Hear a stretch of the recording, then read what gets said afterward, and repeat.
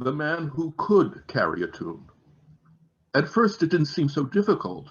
It was light as a nursery rhyme, or a little ditty, or perhaps an earworm that was to become a butterfly when it hatched and could be reduced to a few nonsense syllables, tra-la-la-la-la, something like that.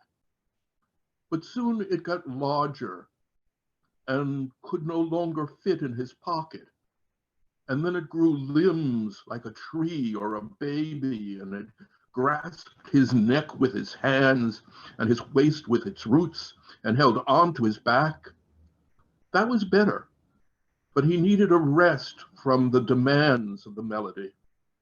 They found themselves in an empty field plowed in a way that made it look like a staff paper. A tree, like a treble clef, stood in the corner. He held in his arms the melody which had been quietly humming to itself. But as soon as he put it down, it started to scream, and that was even more unbearable. He picked up the tune and rocked it back and forth. At some point, it seemed to go to sleep, and everything grew as quiet as Beethoven when he no longer heard the applause or the booming of the audience and needed to be turned around to see the ovation.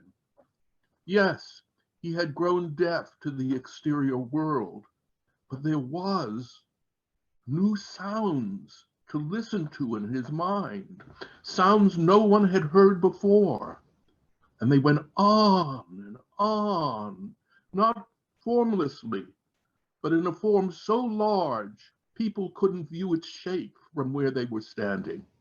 Like the globe, whose arc is invisible as he stands on the shore at noon and watches for even the smallest bend in the horizon.